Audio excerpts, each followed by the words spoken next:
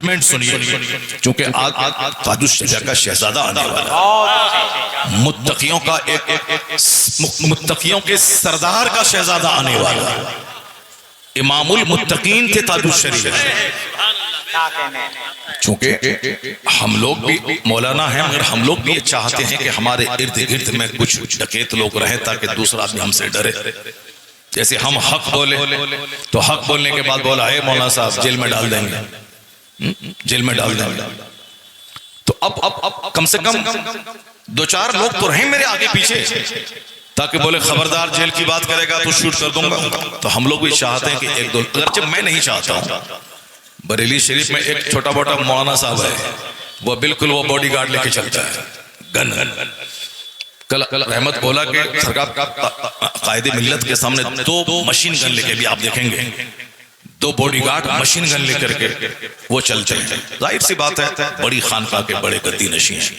हिंदुस्तान में सारे लोग अच्छे नहीं हैं, गलत बुरे लोग भी हैं।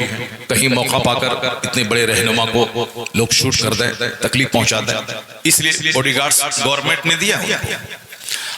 हमसे किसी ने कहा कि साहब आप भी रखिए ना, मैंने कहा क्या बेकार की बातें करते हो यार, हम फ्री भी मस्जिद जाते हैं, फ्री मस्जिद से आते हैं, फ्री मदरसा जाते हैं, बाइक से मदरसा चले जाते हैं, कभी कार से जाते हैं, कभी पैदल मस्जिद जाते हैं। अगर वो रख लेंगे गनर को तो फिर पैदल चलना मेरे लिए मुश्किल हो जाएगा।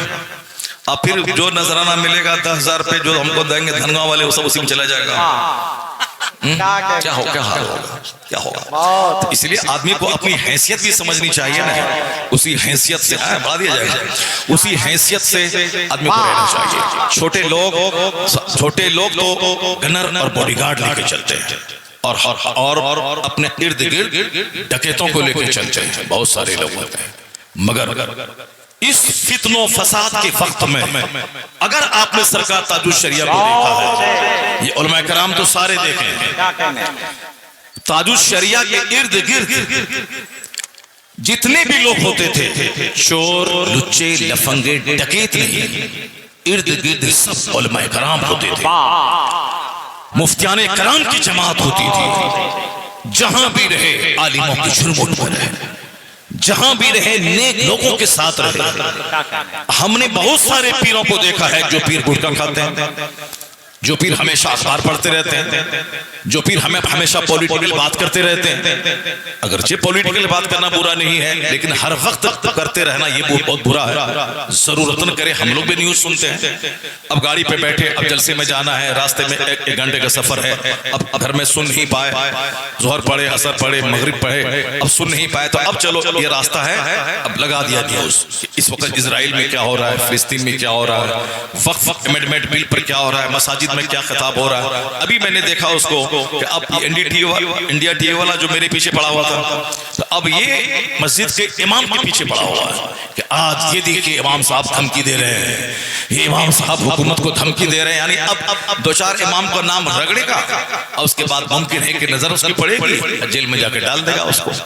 यानी इस तरह की खबरों का जाना। तो मैंने आज के जुमा में वक्फ बिल पे मैंने खिताब किया, मगर ये नहीं किया कि मार देंगे, काट देंगे, पीट देंगे, हुकूमत को हटा देंगे, नहीं। मैंने कहा मुसलमान आजमाइशों से गुजर रहे हैं, आजमाइशों से गुजरना होगा। अल्लाह ने फरमाया वलनब्लुवन्नकुम बिशैइन मिनल खौफ, हम तुम्हें आजमाएंगे, कभी खौफ का माहौल देकर, कभी तेरी औलाद में मौत देकर, जान में माल में कमी देकर मैं तुझको आजमाऊंगा। कल रात हुजूर मुहद्दिस कबीर ने एक बात कही कि एक कौम मुस्लिम तुम खूबसूरत हो, जो खूबसूरत होते हैं उनके हासिद होते हैं, उनके चिढ़ने वाले होते हैं, उनसे चलने वाले होते हैं। मुहद्दिस कबीर ने कल कहा जो कोढ़ी होता है उस कोढ़ी से कौन हसद करे, उस कोढ़ी से कौन चलेगा, उस कोढ़ी के खिलाफ कौन बोलेगा, उस कोढ़ी को मारने की बात कौन करेगा। हासिद उसके होते हैं जो सेहतमंद होता है, जो दौलतमंद होता है, जो हसीनो जमील होता है। इस रुए जमीन पर एक कौम मुस्लिम है जैसे मुस्तफा लाजवाब, मुस्तफा की अता से मुस्तफा का गुलाम लाजवाब। इसलिए यहूदी इसका दुश्मन, नसरानी इसका दुश्मन, मजूसी इसका दुश्मन, मुशरिक इसका दुश्मन। लेकिन इनकी दुश्मनी से होता क्या है, इनके हसद करने से होता क्या है? कोई घर में बैठ भर कर चिढ़े कि इनके पास गाड़ी क्यों आ गई, इनका मकान क्यों बन गया, इनके बेटे को नौकरी क्यों लग गई, या 1000 एकड़ जमीन क्यों खरीद लिया। ये हसद करने से क्या होगा, ये दुश्मनी करने से क्या होगा? हसद बढ़ता जाएगा, उसकी नेमत और बढ़ती चली जाएगी। यही तो मैंने 1400 साल के अंदर देखा है। 4 लोगों ने कलमा पढ़ा था, मुशरिकीन ने कहा कि मैं इनको आगे बढ़ने नहीं दूंगा, इस्लाम मिटा दूंगा। 4000 लोगों ने कलमा पढ़ लिया। फिर दुश्मनों ने कहा कि इस्लाम मिटा दूंगा, 4 लाख लोगों ने कलमा पढ़ लिया। फिर दुश्मनों ने कहा इस्लाम मिटा दूंगा, 4 करोड़ लोगों ने कलमा पढ़ लिया। फिर दुश्मन ने कहा इस्लाम मिटा दूंगा, 40 करोड़ लोगों ने कलमा पढ़ लिया। फिर दुश्मन ने कहा इस्लाम मिटा दूंगा, 100 करोड़ लोगों ने कलमा पढ़ लिया। आज से 75 साल पहले भी इनके बाप दादा दुश्मनी कर चुके हैं, हमारे बाप दादाओं को मार चुके हैं, या खेत में इसे दफन कर चुके हैं, या समझा इस्लाम मिट जाएगा। उस वक्त 10 करोड़ थे, अभी 40 करोड़ कलमा पढ़ने वाला उसी धरती पर मौजूद है। और पूरी दुनिया के यहूदी, नसरानी, मुशरिक सब मिलके इस्लाम का चराग बुझाना चाहते हैं। आज 200 करोड़ लोग ऐसे हैं जिसके नाम के साथ लफ्ज़ मोहम्मद जुड़ा हुआ है, या 200 करोड़ मोहम्मदी फौज इस बात की दलील है कि दुश्मनी जब जब बढ़ी है, मुस्तफा के गुलामों की तादाद में इजाफा होता चला है। नारे तकबीर, सब लोग हाथों को उठाएं। नारे तकबीर, नारे रिसालत, अज़मते मज़हबे इस्लाम, मसलके आला हज़रत।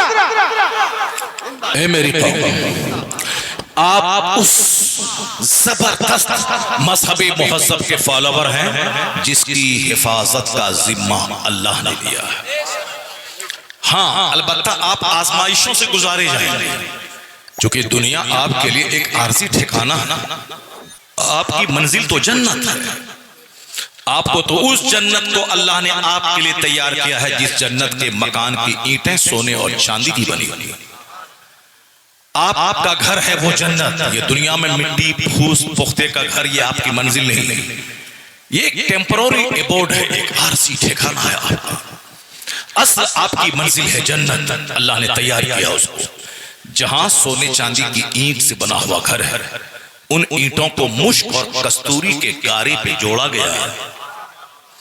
जन्नत की जो जमीन है वह हीरे जवाहरात की जमीन है। हम लोगों ने हीरा देखा नहीं है, डुप्लीकेट हीरा है, मगर ओरिजिनल हीरा देखा नहीं है। और जन्नत में हीरा नहीं, हीरे की जमीन होगी। यहाँ हमारी जमीन मिट्टी की है, यहाँ हमारी कंकड़ पत्थर की है, मगर जन्नत की जमीन हीरे और जवाहरात की होगी। हम लोगों ने खूबसूरत औरत को नहीं देखा, ये हमारे बच्चे छोकरे जो किसी लड़की का मुंह देखा, नाक देखा, फिदा हो गया, जिसको डीएम बनना था, चपरासी भी नहीं बन पाए। कैसे बनेगा? अब डीएम बनेगा जो 24 घंटे किताब के पीछे लगा रहेगा, वो ना डीएम बनेगा। क्या साहब, जो 24 घंटे किताब पढ़ेगा, जो कम खाएगा, जो कम बोलेगा, कम सोएगा, ज्यादा पढ़ेगा। क्या लम्हे फिक्रिया है, जिंदाबाद जिंदाबाद, ज्यादा पढ़ेगा, बहुत अच्छे, बहुत। तो वो डीएम बनेगा, वो आईपीएस ऑफिसर बनेगा। और जो काम चोर होगा वो बोलेगा नहीं नहीं, हिंदुस्तान में मुसलमानों को कहाँ नौकरी मिलती है।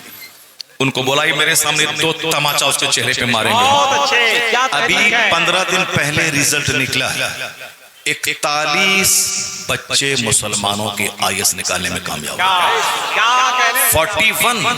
41 बच्चे, ये जबरदस्त रिजल्ट है। बहुत। अब पिछले साल का जब मैंने रिजल्ट देखा, 35 बच्चे मुसलमानों के आईएएस निकालने में कामयाब। पिछले साल अगरचे हम